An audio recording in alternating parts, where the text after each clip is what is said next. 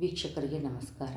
ಲಲಿತಾ ಸಹಸ್ರನಾಮದ 79ನೆಯ ಶ್ಲೋಕವನ್ನು ಮತ್ತು ಅದರ ಜೊತೆಗೆ ವಿವರಣೆಯನ್ನು ನೋಡೋಣ. ತಾಪತ್ರಯಾಗ್ನಿ ಸಂತಪ್ತ ಸಮಾಲಾದನ ಚಂದ್ರಿಕಾ ತರುಣೀ ತಾಪಸಾರಾಧ್ಯ ತನುಮಧ್ಯ ತಮೋಪಹ. ತಾಪತ್ರಯಾಗ್ನಿ ಸಂತಪ್ತ ಸಮಾಲಾದನ ಚಂದ್ರಿಕಾ ಅಂದರೆ ಆಧ್ಯಾತ್ಮಿಕ, ಆದಿಭೌತಿಕ, ಆದಿದೈವಿಕ ಎನ್ನುವ ತಾಪತ್ರಯಗಳನ್ನು, ತಾಪತ್ರಯಾಗ್ನಿಗಳು ಯಾವಾಗಲೂ ಜೀವಿಗಳನ್ನು ಬಾಧಿಸುತ್ತಿರುತ್ತವೆ. ಆಧ್ಯಾತ್ಮಿಕ ತಾಪವೆಂದರೆ ದೇಹಕ್ಕೆ ಸಂಬಂಧಿಸಿತು, ವ್ಯಾಧಿ, ವೃದ್ಧಾಪ್ಯ ಮುಂತಾದವುಗಳು. ಆದಿಭೌತಿಕವೆಂದರೆ ಪಂಚಭೂತಗಳಾದ ಭೂಮಿ, ಆಕಾಶ, ಅಗ್ನಿ, ವಾಯು, ನೀರುಗಳಿಂದ ಉಂಟಾಗುವ ಚಂಡಮಾರುತ, ಭೂಕಂಪ, ಬಡಬಾಗ್ನಿ, ಸಿಡಿಲುಗಳು, ಅಗ್ನಿಪರ್ವತಗಳು ಸಿಡಿಯುವುದು ಮುಂತಾದವು, ಚೇಳು, ಹಾವು ಮುಂತಾದ ಕ್ರಿಮಿಕೀಟಗಳು ಕಚ್ಚುವುದರಿಂದ ಉಂಟಾಗುವ ಬಾಧೆಗಳು. ಆದಿದೈವಿಕವೆಂದರೆ ದೈವದ ಪ್ರಕೋಪಕ್ಕೆ ಒಳಗಾಗುವುದರಿಂದ ಉಂಟಾಗುವ ಬಾಧೆಗಳು. ಅಂತಹ ಸಮಯದಲ್ಲಿ ಅತಿವೃಷ್ಟಿ, ಅನಾವೃಷ್ಟಿ, ಕ್ಷಾಮ ಮುಂತಾದ ತೊಂದರೆಗಳುಂಟಾಗುತ್ತವೆ. ಇವು ತಾಪತ್ರಯಗಳು. ಅಂತಹ ತಾಪತ್ರಯಾಗ್ನಿ ದ್ರಷ್ಟರಾಗಿ ಒದ್ದಾಡುವವರಿಗೆ ಆ ತಾಯಿಯ ನಾಮಪಾರಾಯಣ ಜಪಗಳಿಂದ ದೇವಿ ಪ್ರಸನ್ನಳಾಗಿ ಅವರ ಮೇಲೆ ತನ್ನ ಅಪಾರ ಕರುಣೆ ಎನ್ನುವ ಚಂದ್ರಕಿರಣಗಳ ಹಾಗಿರುವ ಅಮೃತ ಸೇಚನೆಯನ್ನು ಮಾಡಿ ರಕ್ಷಿಸುತ್ತಾಳೆ. ತಾಪತ್ರಯಾಗ್ನಿ ಸಂತಪ್ತ ಸಮಾಲಾದನ ಚಂದ್ರಿಕಾ ತರುಣಿ. ಆ ಜಗನ್ಮಾತೆಗೆ ವೃದ್ಧಾಪ್ಯವೆಂಬುದೇ ಇಲ್ಲವೇ ಇಲ್ಲ.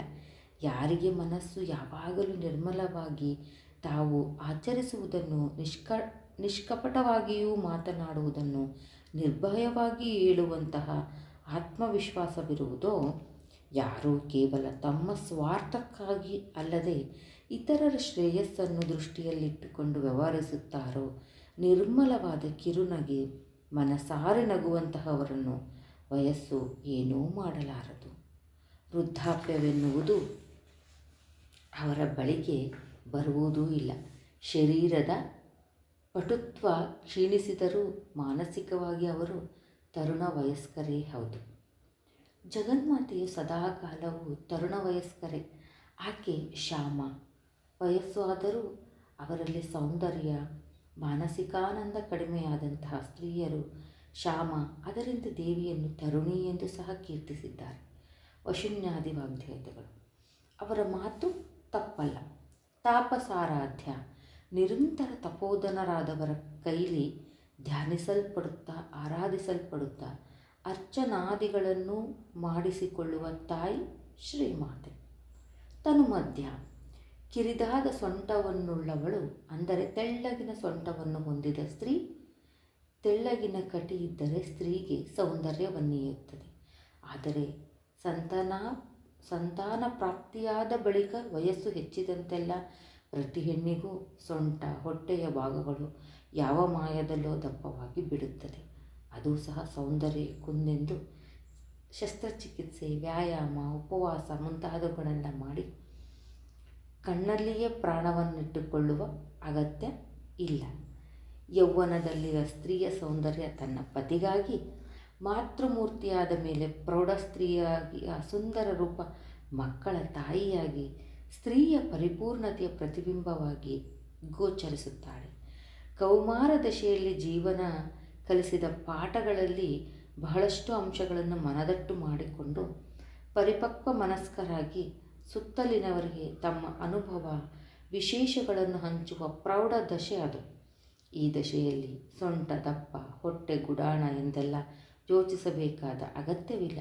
ಹೃದಯದಲ್ಲಿ ಜ್ಞಾನಜ್ಯೋತಿ ಬೆಳಗಿದ ತರುಣದಲ್ಲಿ ಆಕೆಯ ಹೃದಯ ತರುಣಿಯಾಗಿ ಬಿಡುತ್ತದೆ. ವೃದ್ಧಾಪ್ಯದಲ್ಲಿ ಜೀವಸತ್ವಗಳು ಹುಡುಗಿ ಹೋಗಿದ್ದರೂ ಭಕ್ತಿಭಾವದ ತೀವ್ರತೆ ಆಕೆಯನ್ನು ಚಿರಯೌವನೆಯನ್ನಾಗಿ, ಸೌಂದರ್ಯ ಲಹರಿಯನ್ನಾಗಿ ಮಾನಸಿಕವಾಗಿ ಸಿದ್ಧಗೊಳಿಸುತ್ತದೆ. ಇಡೀ ಜೀವಮಾನದಲ್ಲೇ ಪಡೆಯಲು ಸಾಧ್ಯವಾಗದಂತಹ ಭಕ್ತಿ ಈ ಸಮಯದಲ್ಲಿ ಉಂಟಾಗುತ್ತದೆ. ಇದು ಸತ್ಯ. ಬೇಕಾದರೆ ಎಷ್ಟು ಜನರ ಜೀವವನ್ನಾದರೂ ಪರೀಕ್ಷಿಸಿ ನೋಡಿ. ಆ ಜಗನ್ಮಾತೆ ನಿರಂತರ ಜ್ಞಾನರಾಶಿಯಾಗಿದ್ದರಿಂದ ಆಕೆಯನ್ನು ಯೌವನ ದಶೆಯಾದ ತರುಣಿ ದಶೆಯಲ್ಲೇದೇ ಬೇರೇನೂ ಸಮೀಪಿಸುವುದಿಲ್ಲ. ಆಕೆ ತನುಮಧ್ಯ. ಕಾಂಚೀಪುರದಲ್ಲಿ ನೆಲೆಸಿರುವ ದೇವಿಯ ಹೆಸರು ತನುಮಧ್ಯ. ತಗಣ ಯಗಣ ಸಾಲಾಗಿ ಬರುವ ಛಂದಸ್ಸು ವೃತ್ತರೂಪಿಣಿಯು ತನುಮಧ್ಯ.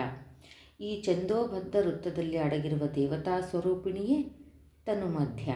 ಪ್ರತಿ ಛಂದಸ್ಸು ಒಂದು ದೇವತಾ ಸ್ವರೂಪಿಣಿಯೇ ಹೌದು. ಅನುಷ್ಠುಪ್ ಛಂದಸ್ಸು ಜಗತೀ ಛಂದಸ್ಸು. ಹೀಗೆ ಸರ್ವಛಂದೋಬದ್ಧವಾಗಿ ವಾಂಗ್ಮಯದಲ್ಲಿ ವಿವಿಧ ದೇವಿ ಸ್ವರೂಪಗಳ ಅಕ್ಷರಮಾಲೆಗಳೇ ಕಾಣಿಸುತ್ತದೆ. ತಮೋಪಹ. ತಮಸ್ಸು ಎಂದರೆ ಕತ್ತಲೆ. ಎಂತಹ ಕತ್ತಲು? ರಾತ್ರಿಯಂತಹ ಕತ್ತಲೆಯೇ. ಅದಾದರೆ ಸೂರ್ಯೋದಯವಾಗುತ್ತಲೇ ಮಾಯವಾಗಬಿಡುತ್ತದೆ.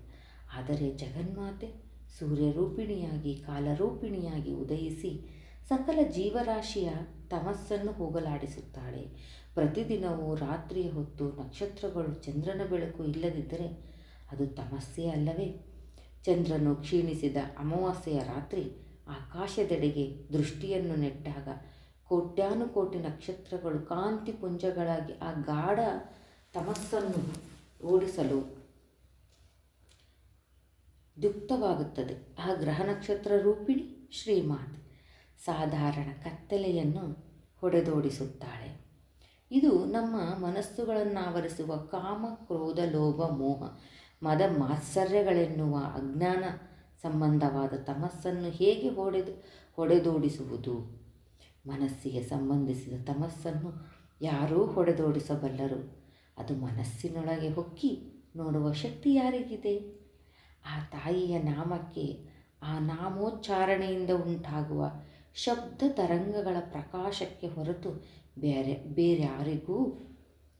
ಹಾಗೆ ಆ ದೇವಿಯ ನಾಮ ಜಪ ಮಾಡುವವರಿಗೆ, ಸ್ತೋತ್ರಗೈಯುವವರಿಗೆ ಆ ಹೃದಯದಲ್ಲಿ ಆವರಿಸಿರುವ ಗಾಢ ತಮಸ್ಸನ್ನು ಹೊಡೆದೋಡಿಸುತ್ತಾಳೆ, ನಾಶ ಮಾಡುತ್ತಾಳೆ ಆ ಜಗನ್ಮಾತೆ. ಆದ್ದರಿಂದ ಆ ದೇವಿ ತಮೋಪಹ. ಇದಿಷ್ಟು 79ನೇ ಶ್ಲೋಕ ಮತ್ತು ಅದರ ವಿವರಣೆ ವೀಕ್ಷಕರೇ. ಮುಂದಿನ ಶ್ಲೋಕ ಮತ್ತು ವಿವರಣೆಯೊಂದಿಗೆ ಭೇಟಿಯಾಗೋಣ.